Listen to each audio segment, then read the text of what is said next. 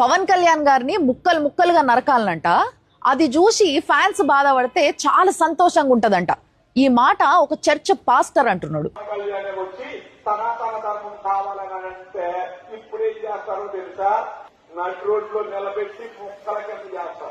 ముమ్మిడివరం మండలం దంగేటివారి పాలెంలా redeem India ప్రార్థనా Mandir church pastor ఇప్పుడు రోడ్డు మీదకి వచ్చి సనాతన ధర్మం గురించి పవన్ కళ్యాణే మాట్లాడినా గానీ ముక్కలు ముక్కలుగా నరుకుతారంట.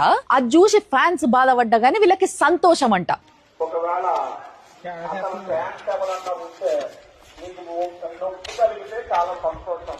సనాతన ధర్మాన్ని నమ్ముకుంటే తల్లిని చెల్లిని అమ్ముకున్నట్టేనట. సనాతన ధర్మము అంటే మీ తల్లిని, మీ చెల్లిని, మీ అమ్మని మళ్ళీ అమ్మేసినట్లుగా. ఇదేదో 4 గోడల మధ్యలో మాట్లాడుకున్న మాట కాదు.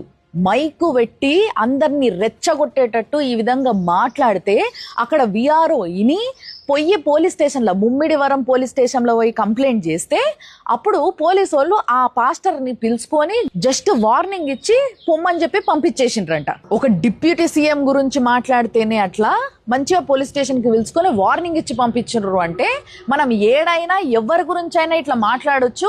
మహా అయితే ఉంది పోలీస్ స్టేషన్కి పిలిచి ఇంత ఛాయ్ పోసి పంపిస్తారు అన్నట్టు అయిపోయింది. ఈ మైకులలో